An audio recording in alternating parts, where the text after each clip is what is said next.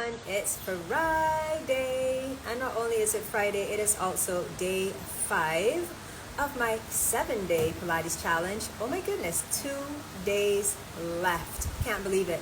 Time seems to be flying. I just want to say thank you to those of you that have been showing up. And oh wow, okay. It's pretty windy out here today. It looks like we're going to get some rain. You can see the clouds coming in. The sky is looking kind of gray. So let me get started before, oh, wait a minute, there's the rain. It has already started. Okay, so hopefully the wind wouldn't be too high that it blows in here, because then I might have to interrupt this live and go elsewhere. So anyways, I washed my hair, so this is why I've got this really interesting look going on today.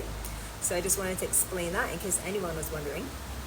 But we're going to get going now, and our focus for today is, well, I'm focusing on the glutes, and the exercise we're going to unpack today is called shoulder bridge.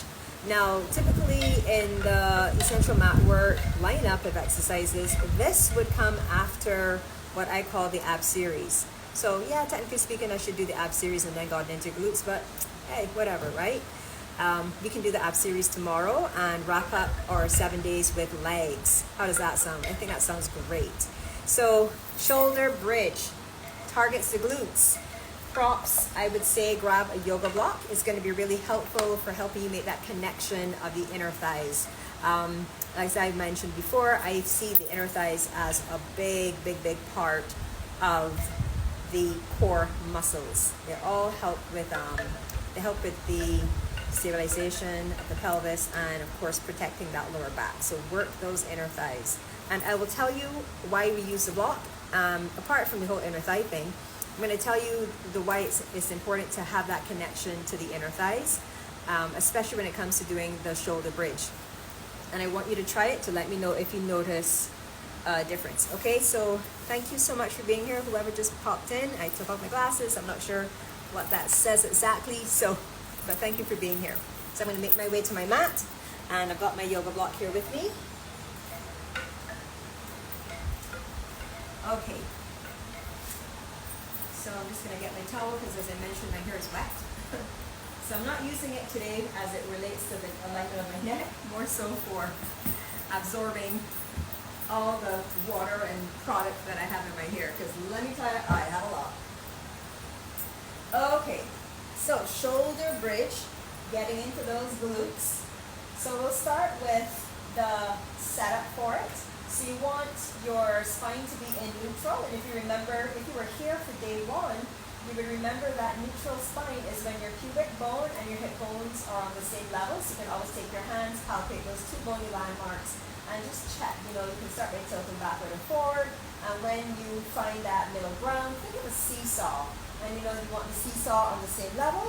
That's when you have found your neutral spine. So there could be a small or a big space between your lower back and the mat. It all depends on the natural curve of your lower back. So don't try to force anything. If you can't find that middle ground, just stay where you are. All right. So neutral spine, and then you want to make sure that your feet are at about hips distance, or maybe you might feel more comfortable taking your feet a little bit wider. If you do need to take your feet a little bit wider, go ahead and do that. The other thing is, when you come up into the bridge, and I'm just going to lift my hips up, you want your knees to be over your ankles. So one rule of thumb is you should be able to lightly touch the back of your heels with your fingertips. Okay, so that's one way you can set up. Now, I mentioned, sorry, I just lifted up my head and I could feel the weight of all my hair piled up, just causing more resistance as I lift my head up. And I did not nod my chin first, which is a big mistake, right? Anyways, so the yoga block between the thighs. The good thing with using the yoga block between the thighs, apart from helping with the inner thigh connection, is this. Now, if you've ever done a glute bridge, shoulder bridge, hip thrust, or whatever you want to call it, when you press down into your feet and squeeze your buttocks to lift your hips, sometimes what happens is that you squeeze your butt so much, it causes your knees to splay out to the sides.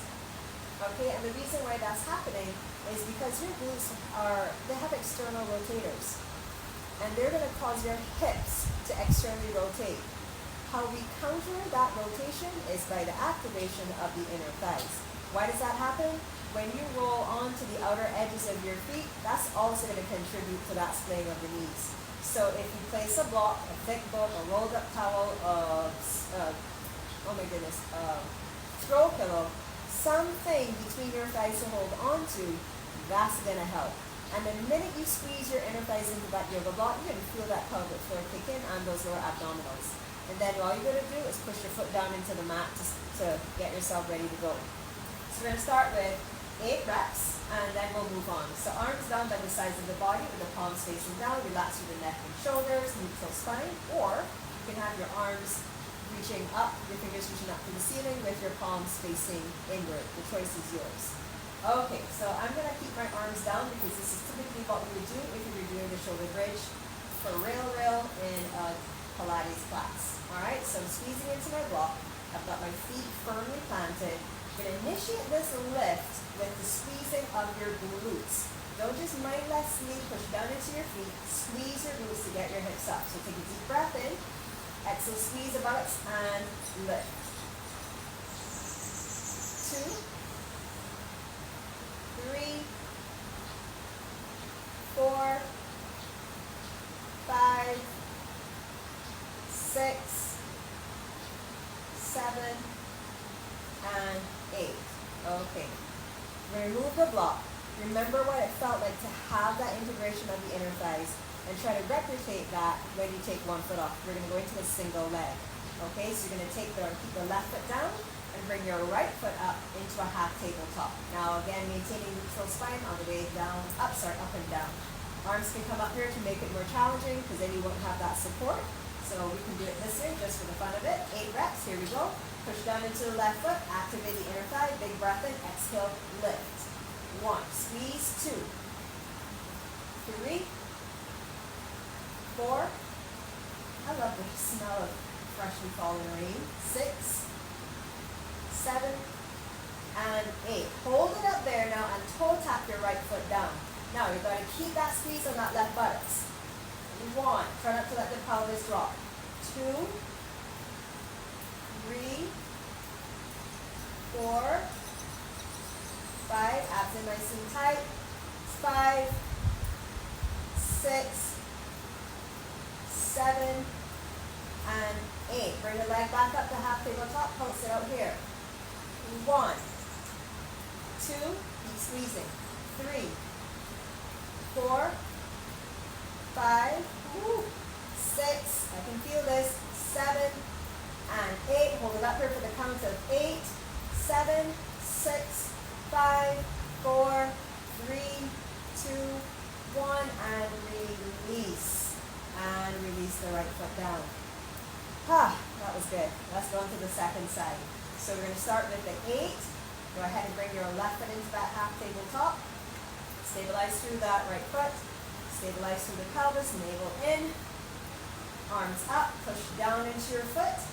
Activate those inner thighs. Big breath in, squeeze the buttocks, and exhale. 1, 2, 3, 4, 5, 6, 7, and 8. Hold it up there now, toe tap. 1, keep squeezing. 2, keep those hips up. 3, this is my challenged side. This side is a little bit difficult for me. 5, 6, 7, and 8. Come back up. Pulse it out here now for 8. Halfway down and up. 1, 2, 3, 4, 5, 6. Keep squeezing. 7. Initiate that lift of that butt squeeze. 8. Hold it up here. Squeeze, squeeze, squeeze. Hold that heel a little bit towards the hips. 8, 7, 6, 5, 4, 3, 2, 1, and release. Whew. That was tough. So you can take one foot here, cross it on top of your ankle, on top of the opposite thigh, and just draw the knees in. You got a quick little stretch. Oh, that feels good. And switch it to the other side.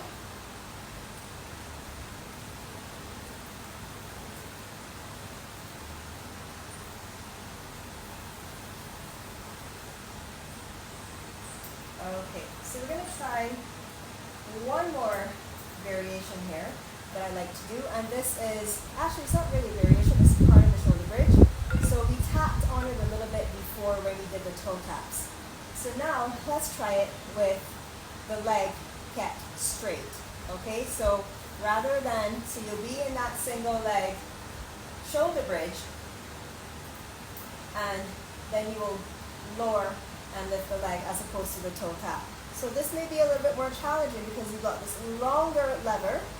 Remember, whenever you make the levers longer, it becomes more challenging. So we'll do 8 and 8, stretch it out, and then I think we'll wrap it up there for today. Okay, because well, ever since Monday, I was supposed to be trying to make these sessions a little bit shorter, but I somehow just managed to ended up being on here for half an hour. Okay, so, coming up onto my tiptoes, on the balls of my feet, I just got an idea of doing it on the balls of your feet. So there are many different variations you can do to make this more challenging and interesting. You can have weights at the hip crease to make it more interesting. You can do it on the balls of the feet. Different things you can try when you're doing your glute bridge or shoulder bridge. Okay, so we're going to start by lifting and lowering the hips for 3 with the single leg, and then we're going to lower and lift one leg for 3 and then come back down. Okay? All right, you can leave your arms down by the side for this, or as I said before, you can take your arms up and reach your fingertips to the ceiling. So again, stabilize. Relax through the neck and shoulders, arms down by the sides of your body. Plant your left foot down into the ground. Feel your inner thighs activate. Feel those glutes get ready to move. We're going to keep the leg, actually straighten out the legs. So squeeze your front of the thighs. Keep the toes pointing up towards the ceiling, navel in. Big breath in. We're going to keep that leg straight and exhale up and down. 2 and 3. Okay, come back up, and now we're going to keep the hips up and lower. So you can lower to the height of the opposite knee, or go lower if you can maintain the height of your pelvis. 1. So you're going to flex to lower, point to lift. 2 and 3. Let's go for 5. 4 and 5. Come back up, bend the knee, bring the toe of the foot down, the ball, and then the heel. Take a breath in and exhale to lower. Switching sides. So right foot down, plant that right foot, get the glutes engaged, inner thigh active. Bring that left leg up, straighten up the leg, squeeze your left quads here, super, super nice and tight. Tummy in, arms ready. Here we go. 3 reps, and then we're going to do 5 with the lower lifting of the leg. Big breath in, exhale. 1, 2, and 3.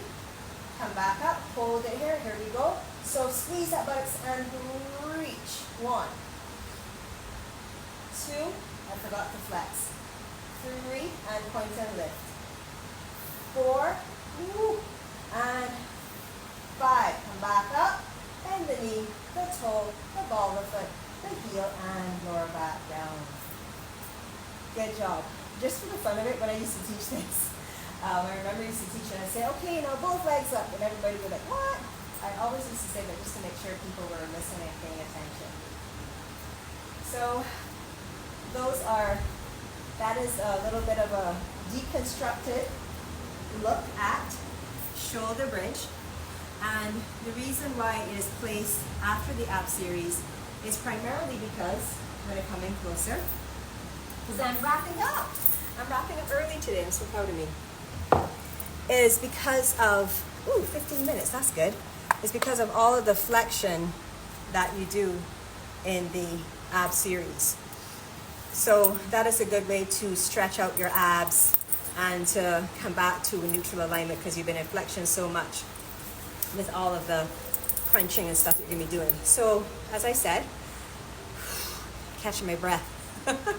As I said, tomorrow I will look at I think this is what I said, we'll look at the ab series and follow it up with the shoulder bridge so you can get a sense of how that feels in your body.